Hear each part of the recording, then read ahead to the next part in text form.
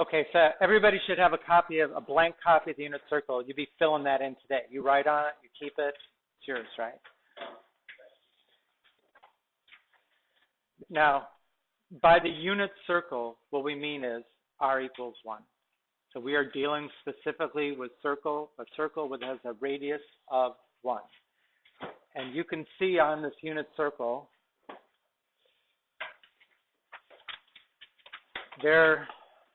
first of all, there's a place for us to put the degrees or the angles in both degrees and radians.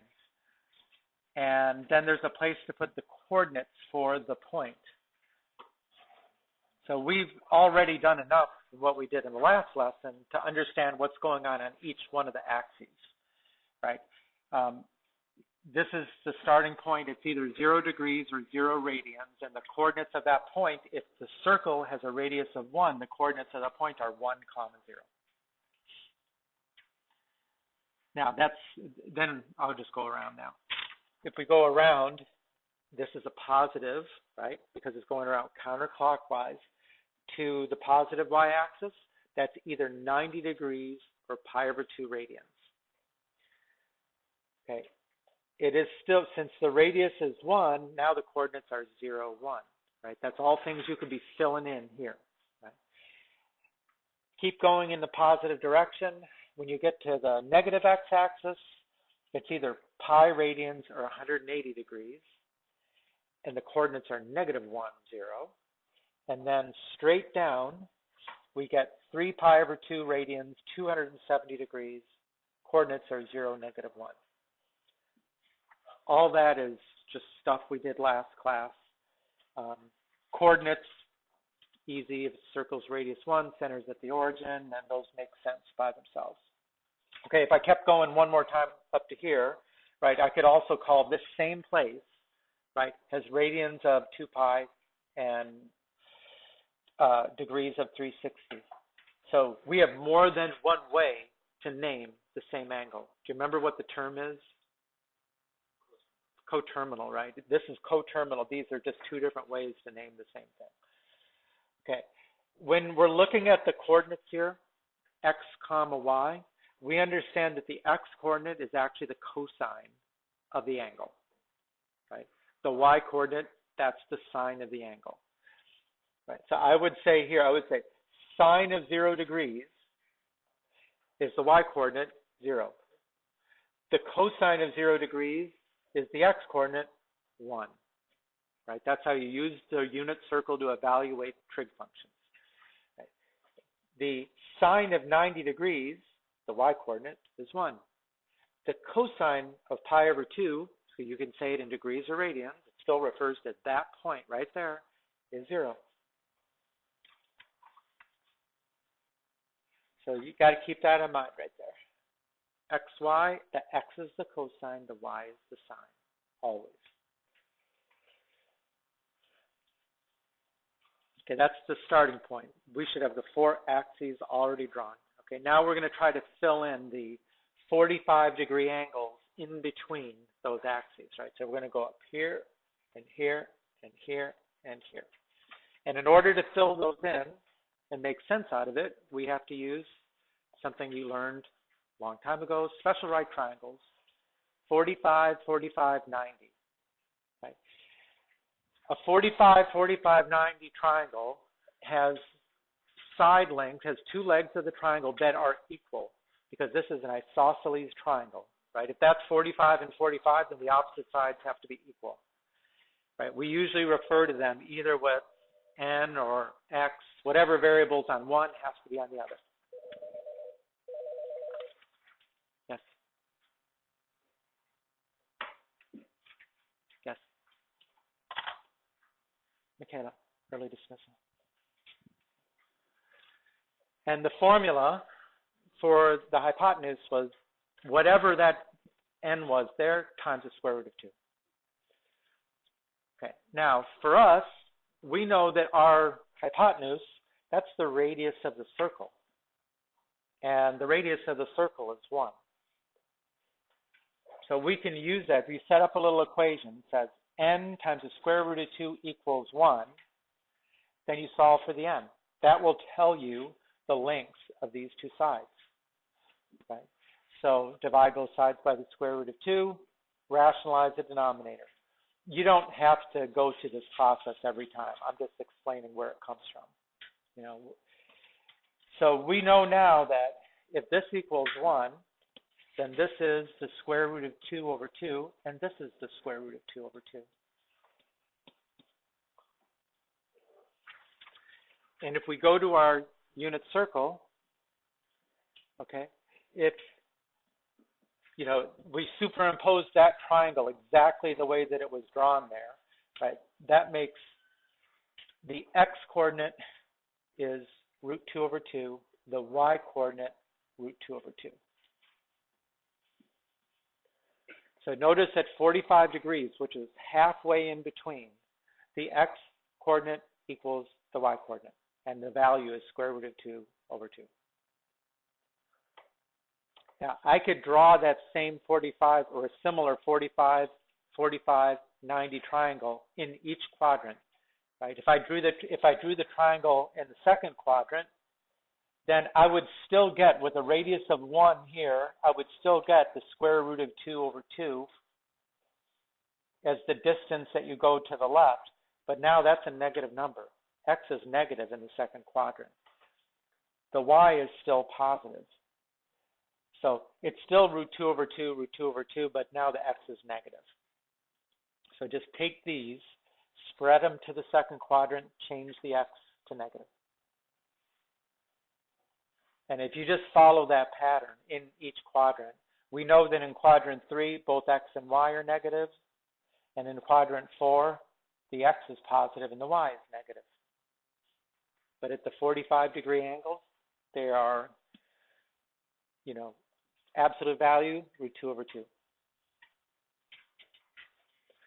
Now, the angles in between, halfway in between 0 and 90 would be 45 degrees. You know, you could probably easily come up with 45 degrees, 135, 225, 315. I mean, now, the pi over 4, how could you figure out what's the radian measure for this angle? I mean, you could say halfway in between 0 and pi over 2. Shouldn't that be pi over 4? Sure. But remember, you have a way to convert angles also. You could convert that from 45 degrees, multiply by pi over 180, and simplify. It would be pi over 4. So you should be filling in at this point all the angles and radians and degrees and the coordinates for those 4 points, right? Add those on to the axes.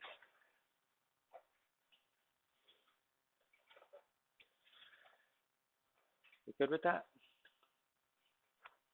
Courtney? Okay. And then the last is we also fill in the multiples of 30 degrees that are in between. So in order to do that, we use the 30, 60, 90 triangle. Again, the 30, 60, 90 triangle had formulas for the lengths of the sides. Right? Across from the 30-degree angle, that was n, right? 1 times n. The hypotenuse was 2 times n. And the longer leg of the two was n times the square root of 3. Now, when we superimpose that triangle on the unit circle, which is the one side that we know, the hypotenuse, because its radius is 1, right? So you can set up 2n equals 1. That's what we're doing over here. And solve for the n, right? If 2n equals 1, then the n is a half. Okay, so that'll be 1/2. And then you can multiply by the square root of 3, right? That'll be the square 1/2 times the square root of 3, which we would write as the square root of 3 over 2.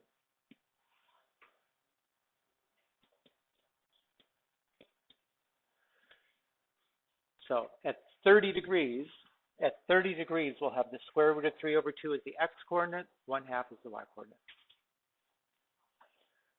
Which is bigger?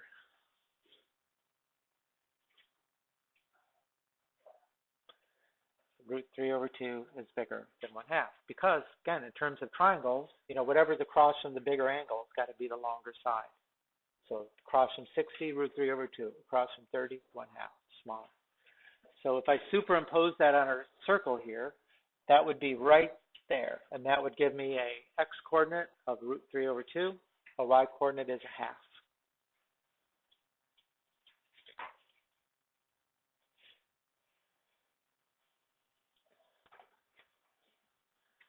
Right? If I used a 30, 60, 90 triangle to try to figure out 60 degrees, right, the next multiple of 30, the only difference now is we've switched the position of the 30 and the 60-degree angle. So now it's actually the x-coordinate is 1/2. The y-coordinate is root 3 over 2. These switch because the relative distances change, right? In this one here, the x was much bigger than the y. In this one, the x is much smaller than the y. So the bigger number needs to be on the y. Right? Now, you could take that and spread it to this point right there. That would be 30, 60, 90, 120 degrees. It would have the same y-coordinate. It would have a negative x. So the only thing that changes is that 1/2 becomes a negative 1/2. And this root 3 over 2 becomes negative root 3 over 2.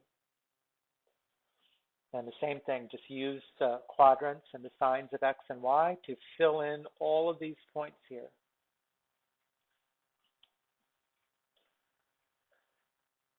Right? The angle measures are multiples of 30, right? 30, 60, 90, 120, 150, 180, 210, 240, 270, 300, 330, 360.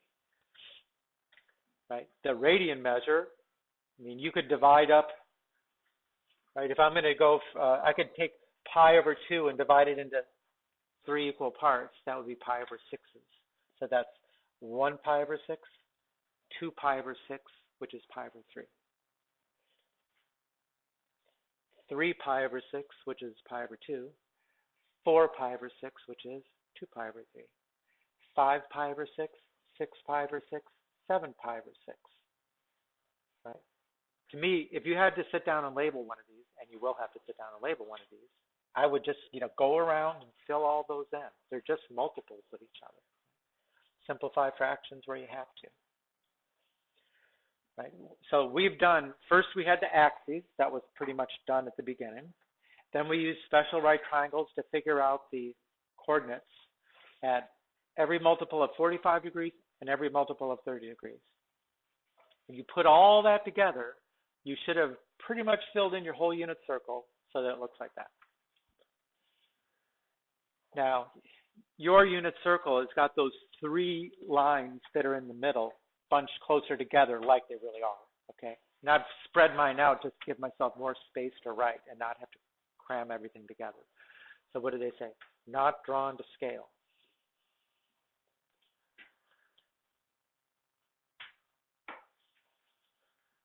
So what we do in this section, besides introducing the unit circle, is now we're going to start evaluating trig functions using the unit circle.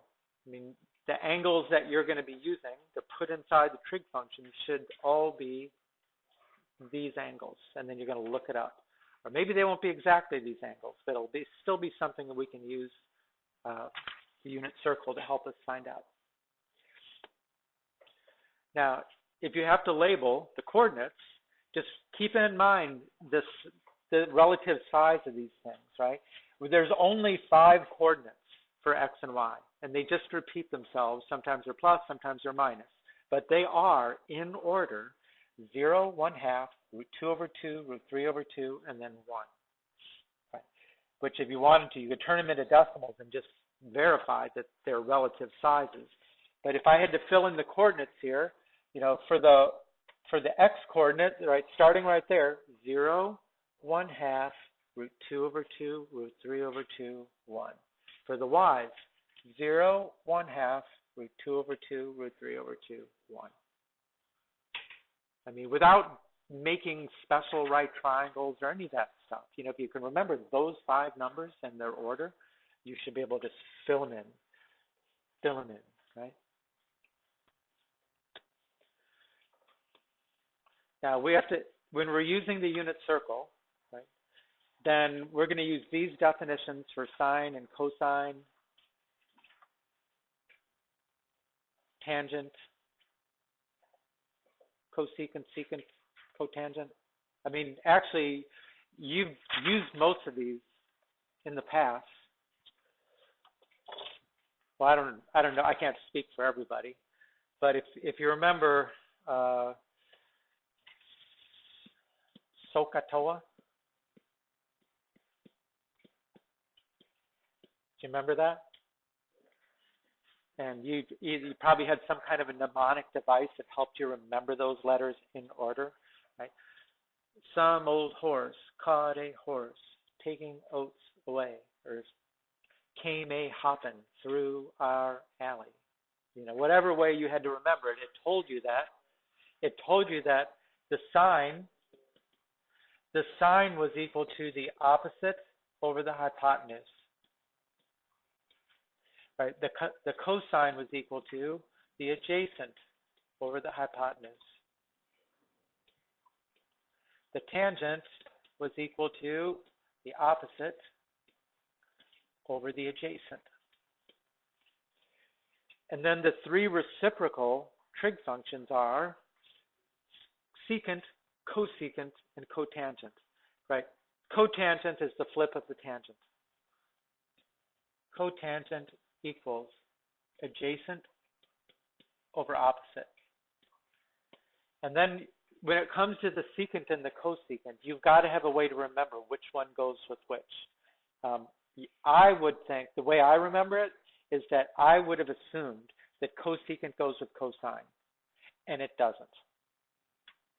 I mean, it's got one of two options, right? Either goes with the sine or the cosine. My instinct would have been, why wouldn't it have gone with the cosine? But it doesn't. I remember that fact, and so I write down cosecant equals the hypotenuse divided by the opposite. And the secant equals the hypotenuse divided by the adjacent. The thing is that we're dealing with not just any triangle where we don't know the lengths of the sides. We're actually, this is a triangle that in every case, the hypotenuse is 1. Right? In every case, this is 1, 1, 1. Let me write it in red. Right. The hypotenuse is 1. So that's a 1, that's a 1, that's a 1, that's a 1. Right? The opposite side, if I go back to this triangle, oops, not there. Right. The opposite side is the y coordinate. The adjacent side is the x coordinate. So if I go here, this is the y, this is the x. So when it says opposite over adjacent, that's y over x. That means that's x over y, that's 1 over x, that's 1 over y. And so these are completely consistent with all this stuff.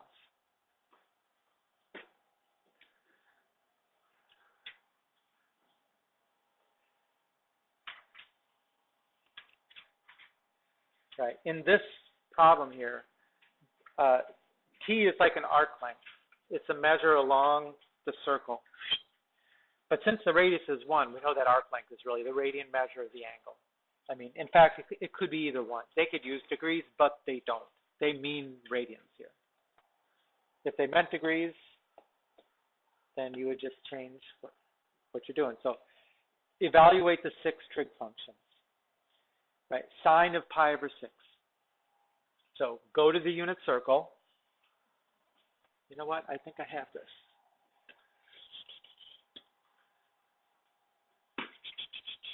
Where's 2000?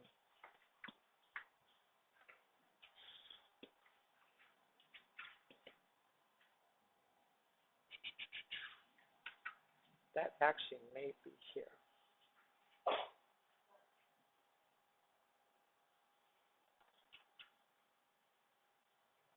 Not there.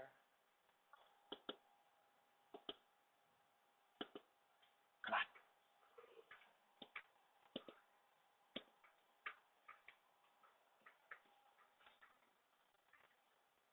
I had a unit circle. It's not there. So I'll find it some other time. So, you just need to go back to your unit circle. The sign, find the pi over 6. The sine is the y coordinate. The cosine is the x coordinate. Okay. So what is the sine? 1/2. What is the cosine? √3/2.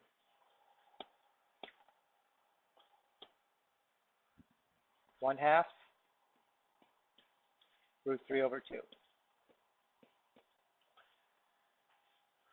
Okay. The tangent, by the definitions on the last slide, it's the y divided by the x. So that should be 1/2 divided by √3/2. Okay, we need to simplify that.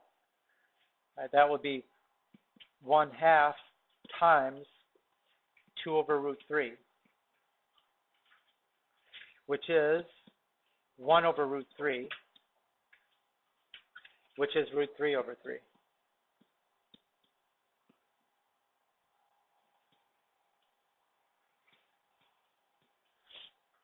Okay, the cosecant is the flip of the sine.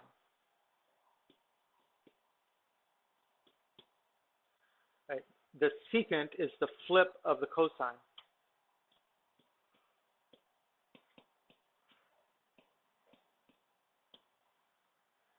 And the tangent, the cotangent is the flip of the tangent. But the tangent was 1/√3 before we rationalized the denominator, so it's √3.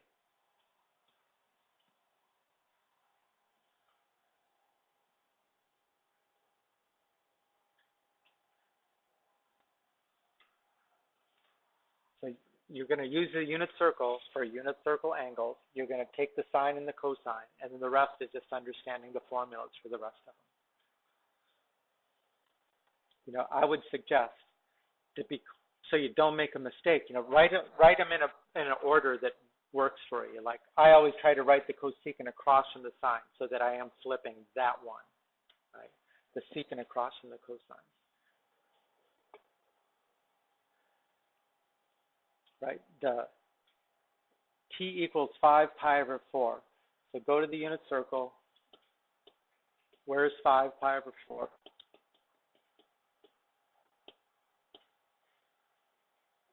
Which quadrant is it in? 5π/4. Right, it's halfway. It's the 45-degree angle in the third quadrant. So what are the coordinates? -√2/2, -√2/2. So go back, -√2/2, -√2/2. Okay, what are you going to get when you flip, or when you do y/x?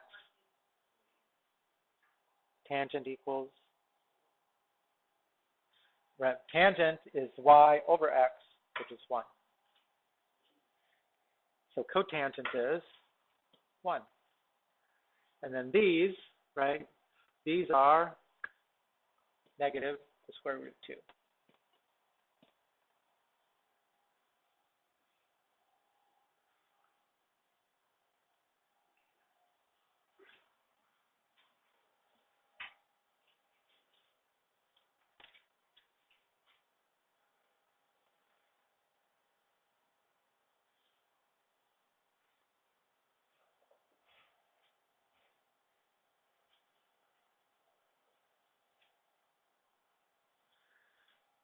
Good? Okay, how about if t equals pi? I'm not going to go back to the slide. Just tell me. What are the x and y coordinates for the angle of pi?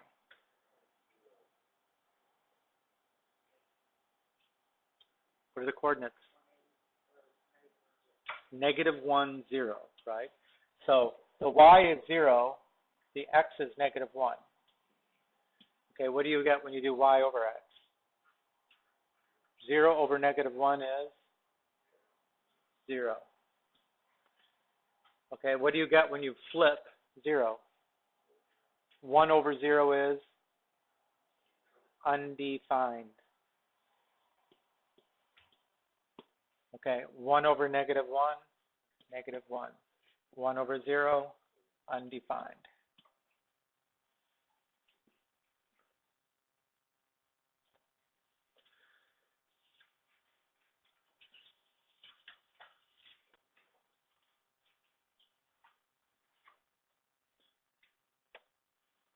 Good.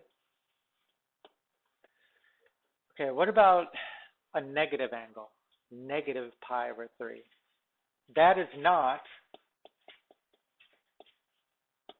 right? That is not one of these angles here. What do you know about negative angles? How do you find them? You go clockwise, right? So just imagine if positive pi over 3 is here, then where are you going to find negative pi over 3? Right there, right? You just go in the opposite direction, the same distance. What's another way you could do that? You could add 2 pi, find the coterminal angle, which is in between 0 and 2 pi, and then use that. So it indicates it is 5 pi over 3. That is, in the end, all you really care about are these two numbers right there, right? 1/2, negative root 3 over 2. So 1/2 is this, and negative root 3 over 2 is that. So what will be the y over x?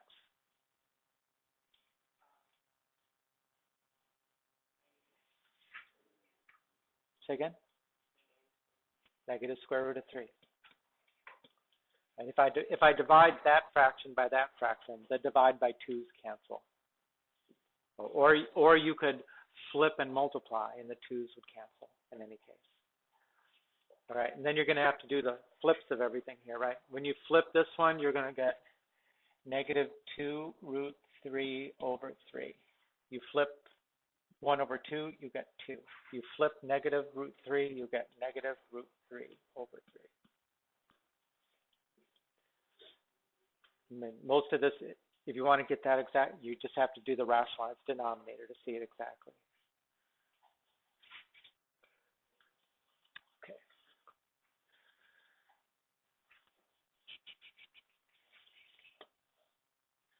Okay, what about if it's 13 pi over 6?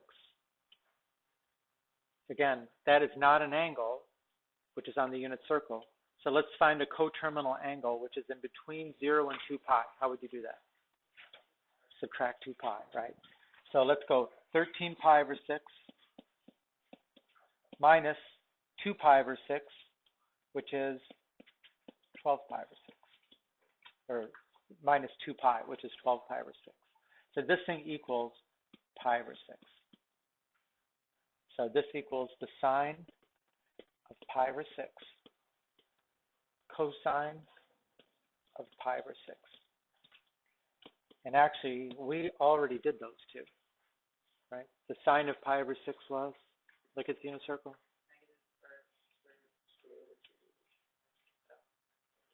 The y-coordinate at pi over 6 is 1/2. The x-coordinate is root 3 over 2.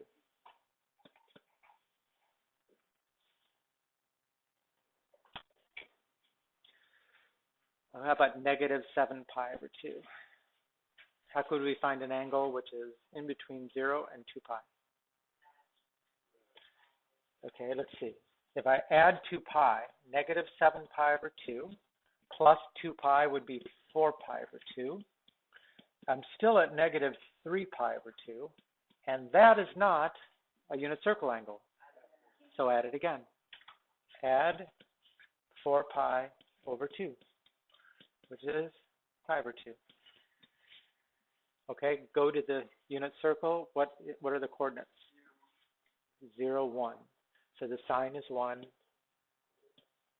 That cosine is 0. Right? Always, these are just coordinates on the unit circle. Every time.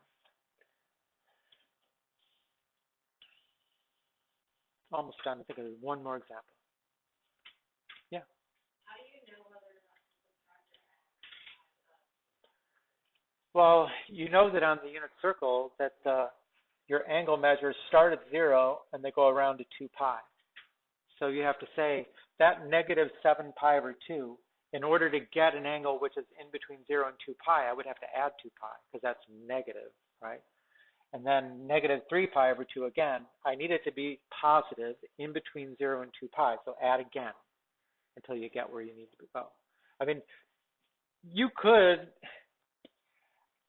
for example, even negative 7 pi over 2, I might just say, okay, let's see, how many 2 pi's is that?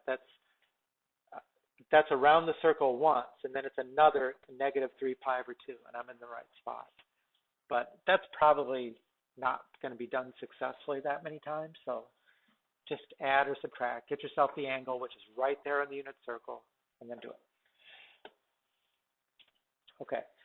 Now, if you're going to use your calculator to find these things, which in the case of pi over 8, that's not a unit circle value. So we can't just look that up off the unit circle. We would have to put that in the calculator. And you have to understand that on the calculator, you have a, what the heck is that? You have a sine, cosine, and tangent. You don't have cosecant, secant, and cotangent.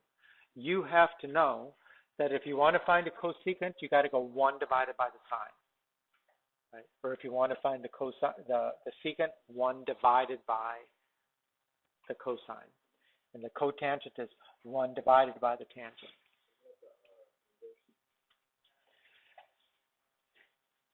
You know, that is in a kind of inverse, right? What kind of inverse is that? That is a reciprocal, right? These here, sine inverse, cosine inverse, tan inverse, those are not reciprocals. Those are inverse functions. So you're not going to get that by doing that. You can use, actually, this x to the minus 1 there. That does flip it, the fraction. But I would just say, make sure you understand how to do this, because this shouldn't be a hard thing, but there's a lot of test questions missed over this one little thing. I mean, let's say we're going to do this one. Let's do the cosecant. Clear. 1 divided by sine. Right, now I'm going to put in the second, pi, divided by, that was wrong, divided by 8. Enter. 2.613. That's what you should be getting.